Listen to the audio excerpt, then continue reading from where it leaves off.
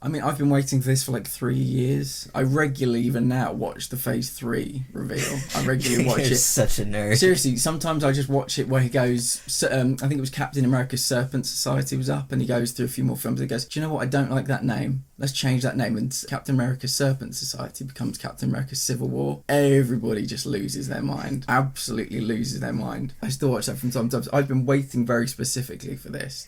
I had it marked down on the calendar, and here we are. So the two polls, which TV show of the 4 announced are you most excited for? And these were all Disney Plus shows, all with the original cast members from the MCU. This isn't going to be like a Netflix situation. This isn't going to be an Agents of S.H.I.E.L.D. situation. This is real. Stuff that happens in these TV shows will impact things that happen in the films. We're very specifically told that with WandaVision moving into Doctor Strange 2. So the choices were WandaVision, What If, Loki, Falcon and Winter Soldier.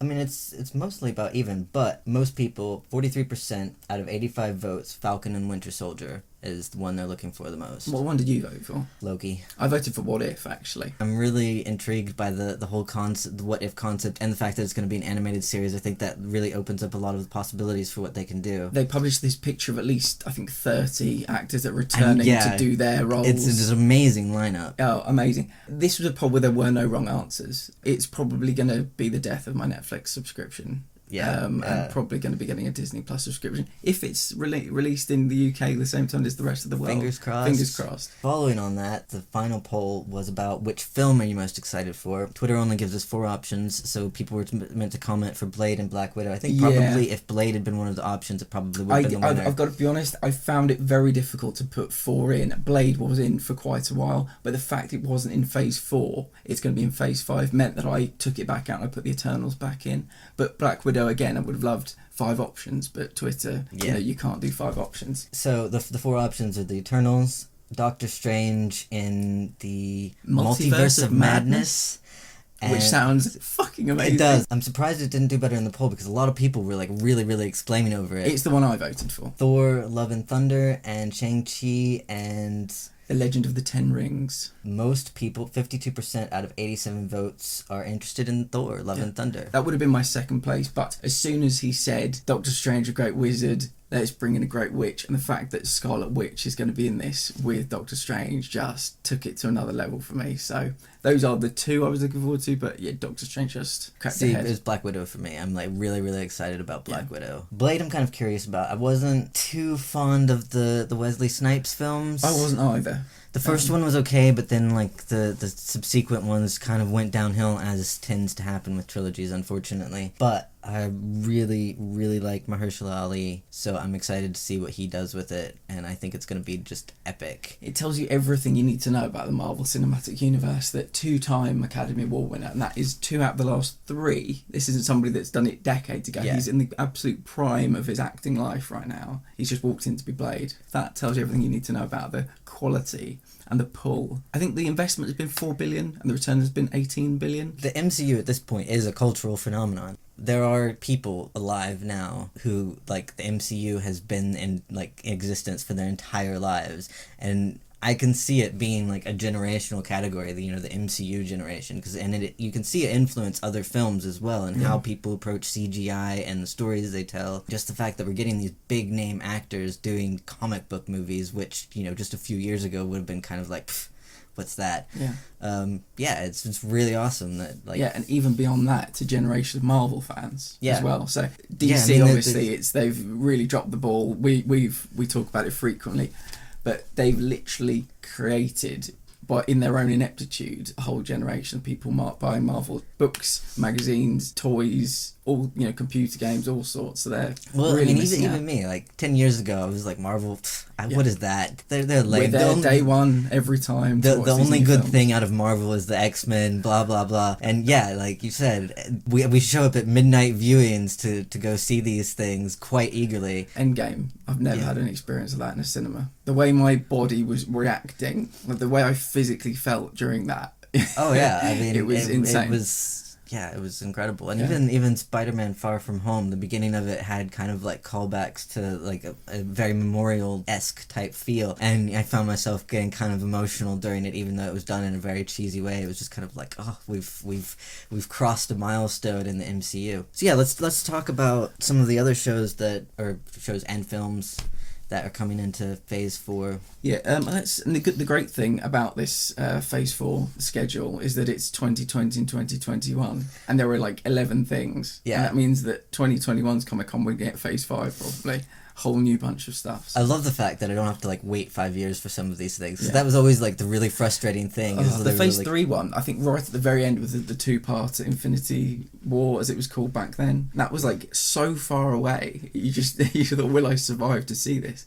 But this is all very manageable, which I like. Let's start with May 1st, 2020, Black Widow, the one you were looking forward to most. Yeah. It takes place between Civil War and Infinity War, which I think is really interesting. I really love her character, and her death was probably the one that got me the most in Endgame, and I was just like, because I really wanted to see her. We got a little bit of it at the beginning of Endgame, her as the leader of the Avengers, and I wanted kind of more of that. So I think it'll be interesting to see what she gets up to between Civil War and Infinity War. Yeah, see how her hair became kind of blondie white. Yeah. I have to admit, I think somehow she's coming back. I hope she comes Natasha back. Romanoff. I know, like, a lot of people, they keep putting, the last outing for Black Widow with a question mark, and everybody's sort of speculating on this. I mean, I think she's such an interesting character that if she doesn't come back somehow, it'll be a huge mistake on Marvel's part, and I can't see them making a mistake like that. Yeah, and she was the only female representation for so long, and now there is so many more great characters that have come in because of the success and because of the reaction that fans have had towards Black Widow. It would be a crime for her. Well, it'd be a crime for there not to be some kind of A-Force film now. We have all the pieces, I think. But it'd be a crime for her to not come back and lead that team. I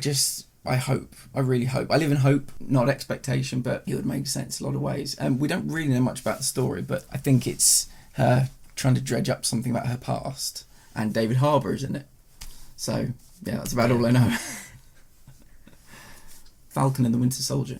A lot of people are really excited about this. Not so much. Like, I want to see Anthony Mackie as Captain America. Did you find it interesting that they passed the shield back and forth between them? Yeah, I thought that was kind of an interesting thing to see what ends up happening with Cap's shield. I've never really been that into Bucky. I don't know why. Like, he just seems kind of boring to me.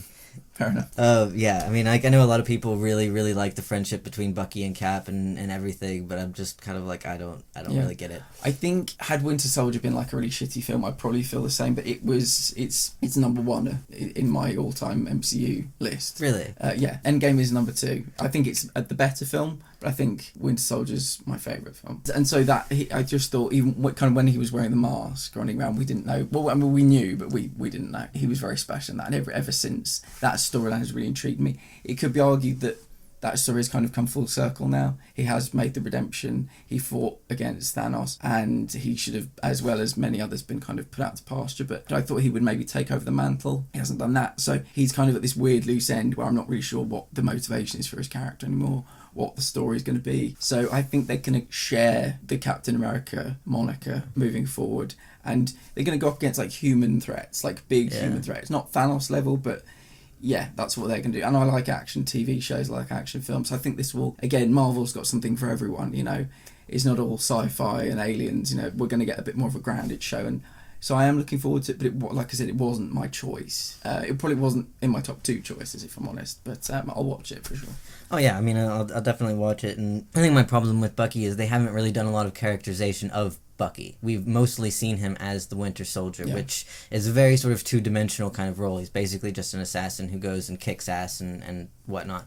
So presumably in the TV show we'll get more characterization, more of like who Bucky actually is rather than just him kind of fighting. Yeah. So I mean, that could be really interesting as well. I hope they keep it kind of Winter Soldier tone, because in Civil War, him and Spider-Man, it was kind of a bit jokey, a bit comical at times. I just hope they don't Yeah, but disappear you down that you have road. Spider-Man and something. It is going to be a bit jokey. True. And I just hope they get the right balance. They don't think, oh, people actually kind of responded to him being a bit funny. Let's try that again. I hope they kind of keep him more Winter Soldier and slight antagonism between him and Falcon, but a respect. Yeah, well, I mean, you know, they are kind of friendly adversaries. Frenemies. Yeah, you know, they both kind of have that position as Cap's sort of best friend thing, and yeah, it'll be interesting to see them working together. The Eternals. You were half right with your casting. Selma Hayek, she was going to be Reed Richards. Yeah. She's in this. I couldn't tell you any of the characters are called, but I know that she's in this. Angelina Jolie is in this as well, yeah.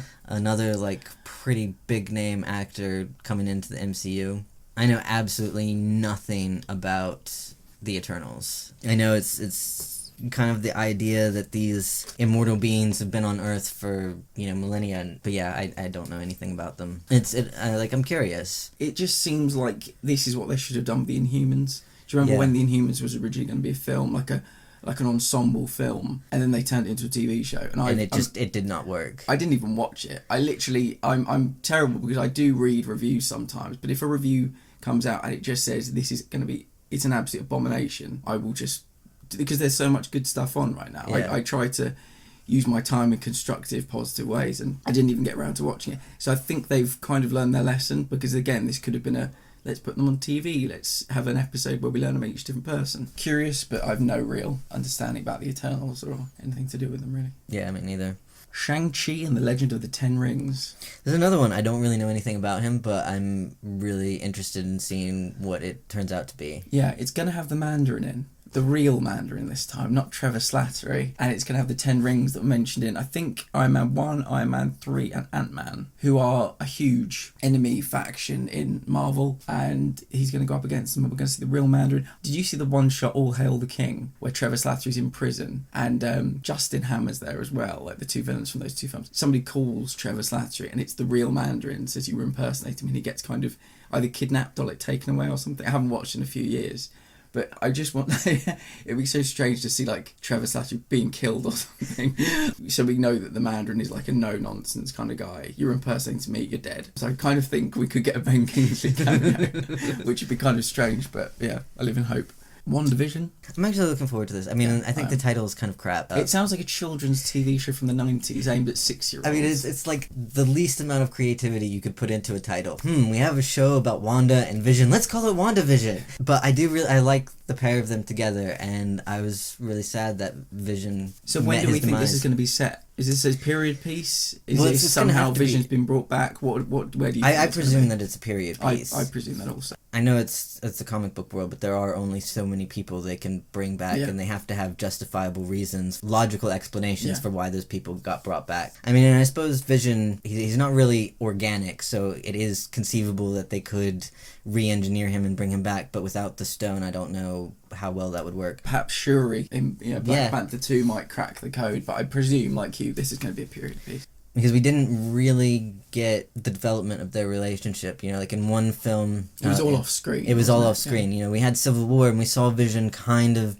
being a little bit more protective of her than normal, and then the next time we saw them was Infinity War, and they were in a relationship together. So, I mean, potentially it could be that time period in between Civil War and Infinity War, kind of like Black Widow is, where we get some holes filled in. I'm looking forward to it. Yeah, I think Wanda Maximoff... She may be my favourite character. She's been the best new addition since Phase 2, I think. She's so integral to that team. Elizabeth Olsen has been just great in the role. The idea of her and Vision together is pretty cool. I think it's straight out of the comic books. The thing that really excites me is that Kevin Feige said that what happens to her in this show directly leads into what happens in Doctor Strange and the Multiverse of Madness. Got to remember how to say that. And she will be in it with Benedict Cumberbatch. And that really excites me. Like a really amazing wizard, a really amazing witch doing something in the multiverse. I mean, I can't really...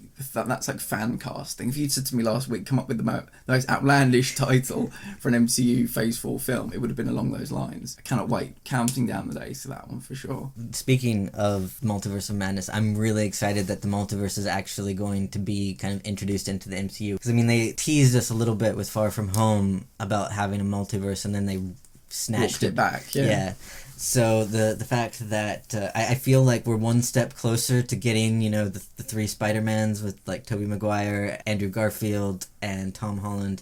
Like I really want that so badly. I get the feeling that we're going to get at least another 2 Spider-Man films with Tom Holland, at least another 2. We may then get like a Spider-Verse film that Tom Holland's kind of like heading, and then I think, yeah, the success of Into the Spider-Verse, the animated film, you can't just ignore that, you know, and you've got all the pieces. You just happen to have had 3 live-action Spider-Men.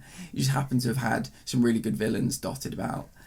J. Jonah Jameson lives. Yeah, I mean, the only thing that's missing is Miles Morales. And he exists because didn't Donald Glover say he has like a nephew? Yeah, he has something? a nephew. Yeah. So he's been referenced in these ones. We just haven't seen him yet. That's what I'm looking forward to is a live action Into the Spider-Verse. I think it would just be absolutely epic. Yeah, and we haven't mentioned it, but Avengers is now the highest grossing film of all time. In-game, yeah. Not that they were going to start pulling money out because it was a failure, but the fact that it's up there means that the budgets will be bigger, the view will be further, they will just give and give and give because it's just an absolute money machine. So they may start taking big risks. They brought J. Jonah Jameson in and they thought, how are the people going to react to that? Fucking best part of the film. So, you know, the next big Spider-Man risk is either bringing in Venom or bringing in, you know, Tobey Maguire, Andrew Garfield, something like that. I'm just trying to think which I want more. Maybe they do them both at the same time and into a Spider-Man multiverse with Venom. Yeah. Like, that would be kind of... I would love that. So yeah, we're set for at least another decade, I would say, and it's going to get weirder. The thing I like as well is that there are so many people here, so many young people that don't want to be killed off yet. They're really enjoying maybe the money, really enjoying the fandom. We need 2 people heading these films. It can't just be Doctor Strange and his kind of B-grade people doing something. It's Doctor Strange and another full Avenger. I mean, the next Black Panther film could be like Black Panther and Hulk going and doing something because you can't just wait years and years and years for these people. Even with Bucky, because he's kind of hanging out in Wakanda now. Yeah. Loki. I love Loki. I really hate the logo design of this So one. Like, do I. again, it's So another do one of I. those things like who thought that looked good? So do I. Good lord. But Tom Hiddleston is the perfect casting for Loki. Like he just embodies the character, even when he's not in character and he walks out. You know, at Comic-Con and he kind of walked out of the thing with this little smirk on his face. It was like, yeah, that's. He was the only person of anyone that came out that his name was being chanted. Well, Loki. His name was being chanted of all of them. So that's pretty cool. I think Loki is again one of those iconic villains that people just. I don't want to say identify with because that sort of makes it seem like we all want to be Loki, but I mean, who wouldn't want to be Loki when it comes right down to it? Yeah. I think it's interesting he's not redeemed yet, so we'll get to see if he will be redeemed again. Like, is it always in his trajectory to become kind of an anti-hero sort of character, or will different experiences shape him in a different way? I mean, are we going to get, like, Thor cameos or other characters in his life? Is both his parents still alive at that point? Oh, yes, I think they are, yeah. Because So, she dies in Thor 2, I think. Yeah, And she he does. dies in Thor 3. Because I think the relationship that he has with both of them is really interesting and complicated, and I'm looking forward to seeing what they do with this character. And I mean, I love the Tricksters. I like just across the board, they are my favorite people. So I'm really, really excited for the show. Me too. It sounds like it's going to be a kind of, not quantum leap, but bouncing around the universe. Every episode, like a different planet, a different time, maybe. Yeah, I mean, what's not to love about that? Sometimes people are just born to play a role. Loki, Tom Hiddleston, it's just a perfect match. And he originally auditioned for Thor, and I cannot see Not in a that at million all. years. I mean, Chris Hemsworth is Thor at this point. Can you imagine Tom Hiddleston kind of bulked up like that? No. It would look very peculiar. He would wouldn't look very weird. it? Yeah. I think Loki's a much better fit for And can you him. imagine Chris Hemsworth as Loki? Not really, no. That should be a what if thing. Is like Oh, just man. have them swap. You and- never know. You never know. Perfect Yeah. transition. What if? The thing that I'm probably most excited about, and it's because they are bringing back the real people. It's not going to be somebody different voicing Iron Man, somebody different voicing Wanda Maximoff or whatever. It's the real people. It's going to be animated, and they put like this picture up on the projector of all these people that are returning. and it's people from like the lowliest kind of people up to Yeah. the top people. I mean, I am constantly impressed with Marvel's ability to like get these high-powered names playing relatively small roles. It again speaks to like how much of a success and how much of a phenomenon the MCU has been in the past decade. It wasn't that long ago that some of these actors never would have even considered being in a comic book movie, let alone playing kind of a walk-in role for a comic book movie. Now they're quite happy to just show up and do these little bit parts like Robert Redford. I mean, getting actors of that caliber to just sort of drop in. I mean, if I were an actor and somebody called me up and said, hey, do you want to be in this MCU film? I wouldn't ask how big the part is. I'd just be like, yeah, I'm down. Yeah. I will stand in the background and say nothing. Yeah, like, Robert Redford, obviously he came in for that bit part in Avengers Endgame. He's one of the what if people. So obviously they've got plans for Alexander Pierce. Hawkeye, of everything, film and TV, this is what I'm least probably interested in. Hawkeye doesn't really grab me. One, I've come to the conclusion that, you know, for superheroes, a bow and arrow is a really stupid weapon.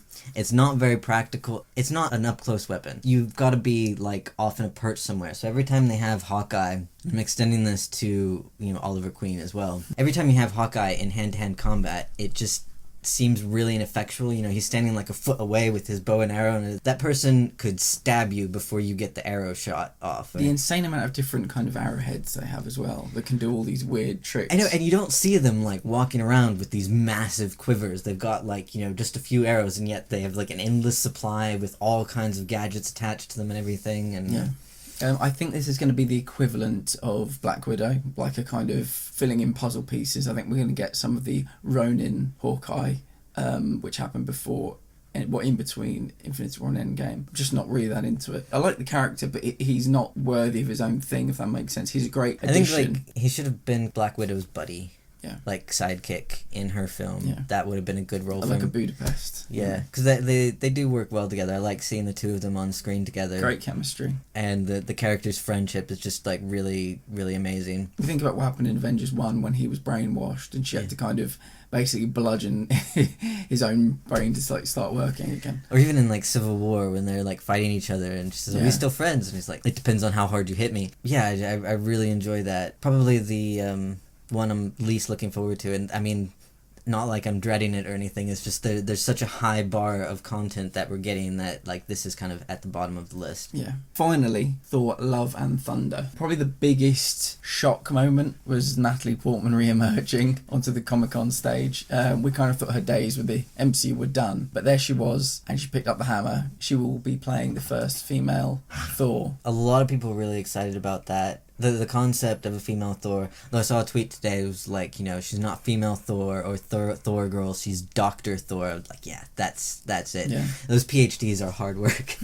Yeah, I mean, we've got Taika, how do you say his name? Taika with TT, which, I mean, he's probably my favorite director now. Anything that he's attached to, I want to see. And can we just make this very clear? You kind of hated the Thor franchise after the first two Yeah, films. the first Thor, it was alright, but it was largely uninteresting. They left a lot of plot holes. Jane Foster was kind of useless, even though she was the smartest person in the room. All of the credit went to the Swedish guy. Dr. Selvig? Dr. Selvig. And he's the one that got brought into S.H.I.E.L.D. And it's kind of like, but it was her discovery and she was sort of the driving force and he was just kind of a support person. Thor's evolution from spoiled princeling brat to well-rounded human being was non-existent. They basically just did a very quick montage of him like making breakfast for people and all of a sudden he's worthy of his hammer again. Then, you know, in Dark World, the premise was interesting, but again, Jane Foster was kind of relegated to the status of a prop. A vessel. Yeah, and I completely understand why she would have walked away. So, like, I mean, Natalie Portman is a pretty strong actor, and to just kind of be the love interest that's passed around and defended and stuff, I mean, like, that can't be that interesting to play as a role. I didn't feel like there was a lot of depth to Thor and who he was. It was just like, yeah, he's not for me. Then Ragnarok came along. One, I think Chris Hemsworth was actually allowed to act. For one, we got a lot of shading in on Thor's character. I mean, I would say in the first two films, Loki was the more interesting, more well-rounded character than Thor. But in Ragnarok, Waititi made Thor a real character. And it was fun. I think the problem with Thor was the first two films took him too seriously, and he's not really,